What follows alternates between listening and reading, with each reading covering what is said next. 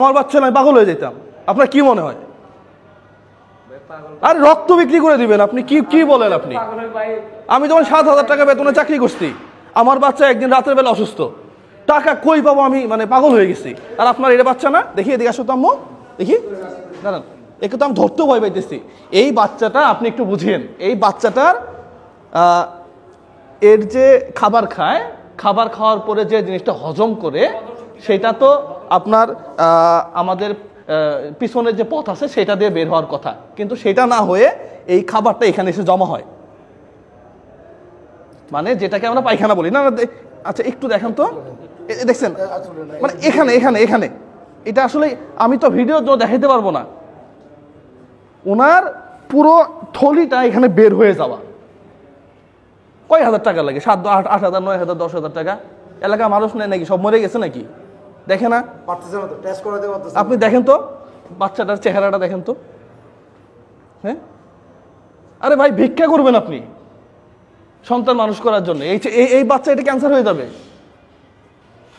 হাসান ভাই কি বলেন? আজকে হাসান ভাই আমাকে ফোন দিচ্ছে, আমি তো মানে এটা আমি দেখাইতে পারবো না। না দূরে না, কাছে আসেন, লাইট আলো আসবে না, এটা আমি দেখাইতেই পারবো না ভিডিওতে। আমার নিজেরই হাত পা কাঁপতেছে। হাসান ভাই আমি দেখি তো অবাক হয়েছি, আমি তো বুঝতে পারিনি যে হ্যাঁ, এখানে এখানে পায়খানাগুলো এখানে জমা হয়, এখানে জমা হয়, তাই তো? এখানে একটা ব্যাগ আছে, ওইটা আবার টিস্যু দিয়ে পরিষ্কার করে। এটা আজব ব্যাপার, সত্যি আজব ব্যাপার। আর সরকার থেকে কি করেন আপনারা? এক উপদেষ্টা বলছে যে এখন ইন্ডিয়াতে চিকিৎসা করার দরকার নাই, এখন চাইনাতে যাবা। স্টুপিড কোথাকার। এই দেশে টাকার অভাব আছে? হচ্ছে তো কয়দিন আপনি আজকে এর চিকিৎসার নিরাপত্তা সরকার থেকে দেওয়া উচিত। 9 দিন, ওটা দেখা মাত্র তো ওরা ডেট দেওয়া উচিত। এখানে 9 দিন, 9 দিন ধরে পড়ে আছে। চট্টগ্রাম মেডিকেলে 9 দিন ধরে পড়ে আছে। কেন কেন পড়ে থাকবে? এরা বলতেছে আমাকে সিরিয়াল আসতে হবে। সিরিয়াল কিসের আবার? বাচ্চার জন্য এটা তো ভয়ঙ্কর অবস্থা। এটা ভয়ঙ্কর অবস্থা। এটা আপনি বোঝেন, এখানে খাবারগুলো এখানে বের হয়ে যাচ্ছে হজম হওয়ার পরে, একটা পলিথিন দিয়ে রাখছে, সেখানে গিয়ে জমা হয়। পরিষ্কার করে এগুলো, কাপড়গুলো চেঞ্জ করে দাও, কাপড়টা চেঞ্জ করে দিতে দিন বলবো। এত খরচও তো বেশি না। কোলে নেন তো, একে কোলে নেন, একটু সাবধানে নেন। আমি তো ভয় পাইতেছি ভাই। সাবধানে নিয়ে। হ্যাঁ, ওখানে আমি টেস্টের হিসাব করে দেখলাম যে টেস্টে লাগবে মোটামুটি 2200 টাকার মতো। হাসান ভাই হ্যাঁ, টেস্টের ফাইল ছিল তো, দেখি না, আমি দেখছি তো এখানে টেস্ট সবই আছে, ভর্তি আছে চট্টগ্রাম মেডিকেলে। টেস্টের জন্য 2200 টাকা লাগবে, এখানে দেখে আর লাভ নেই। এটা তো হ্যাঁ, অপারেশনের দিন আরো খরচ আছে। হ্যাঁ আচ্ছা, এই যে হাসান ভাই কাছে আসেন, এখানে 5,000 টাকা আছে। হ্যাঁ, এই 5,000 টাকা দিয়ে উনি ওই যে ওষুধ এবং টেস্ট যেগুলো আছে, হ্যাঁ, এগুলা করে নিবে।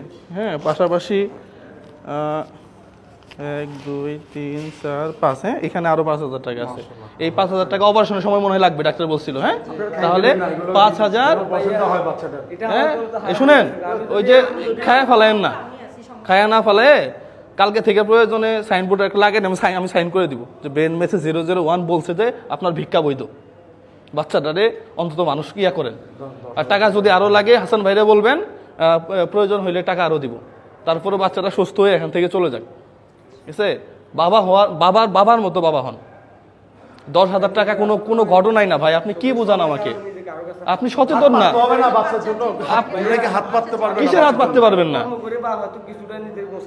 না না, আপনি পারবেন না কেন?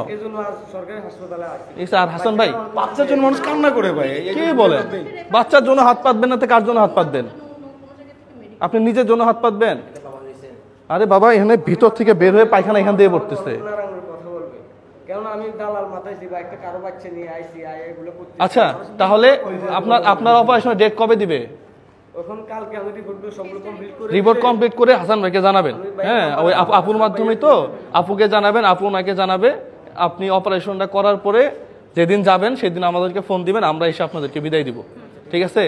আর হাসান ভাই, এই টাকাটা আমার এক শুভাকাঙ্ক্ষী, সেই ইউএসএতে থাকে। হ্যাঁ, ওনার জন্য দোয়া করবেন। পাশাপাশি আমার এক আপু আছে, সে ঢাকাতে থাকে। হ্যাঁ, ওনার মা মারা গেছে, তো ওনার জন্য দোয়া করবেন আর কি। হ্যাঁ, আর আপনি এটা করেন, প্রয়োজনে লাগলে আরো দিব আর কি। আপনি অপারেশন ডেট পড়লে আমাকে জানাবেন। হুম। অপারেশন হওয়ার পর জানাবেন, যারা কিছু লাগে সাপোর্ট পাবেন ভাই দেখে। Support পাবো, কিন্তু হ্যাঁ। বাচ্চা চিকিৎসা বন্ধ করবেন না, ভয়ানক অবস্থায় বাচ্চাটা ভাই বাঁচাতে আসলে পারবেন না। আমি টিকতে না পারি আপা এখানে ভর্তি করে। আর না না আপনার সমস্যা আছে, বুঝতে পারতেছি ভাই দেখে আপনার আরো সিরিয়াস হইতে হবে বাচ্চা নিয়ে। আমার বাচ্চার জন্য পাগল হয়ে যায়, বাচ্চা হয় না। কি কোন আমি আপনি 2টা বছর ঘুমাইতে পারি না, আর সত্যি বলতে আপনি কি বলবো, আমি প্রতি রাত বাচ্চার বয়স 2.5 বছর ভাই, বেশি না। 2.5 বছর এখানে মানে অপারেশন করার কথা ছিল আরো 6 মাস আগে মনে হয় না, 2 মাস আগে লেট করে ফেলছে আরো। কেননা এর ওজন শক্তি কম, প্রত্যেক আধা ঘন্টা 1 ঘন্টা পর পায়খানার ব্যাগ হয়। তো ঠিক আছে, তাহলে আপনি এটা দিয়ে আপাতত কাজটা কমপ্লিট করেন, পরবর্তীতে দেখবো। ঠিক আছে আপু, আপনি একটু খোঁজ রাখিয়েন হাসান ভাইয়ের সাথে কথা বলে আপনি এটা জানায়েন আর কি। তো ঠিক আছে তাহলে হাসান ভাই চলেন। ওকে ভাই। আমি এগুলো দেখতেই পারবো না, আমার আসলে খুব খারাপ লাগে। পাশাপাশি সরকারি ব্যবস্থাপনাগুলো ঠিক করেন, চিকিৎসা হচ্ছে মৌলিক অধিকার। তো আপনি যদি আমার এই চিকিৎসা নিরাপত্তা না দিতে পারেন, তাহলে এই সরকার গঠন করার দরকার কি?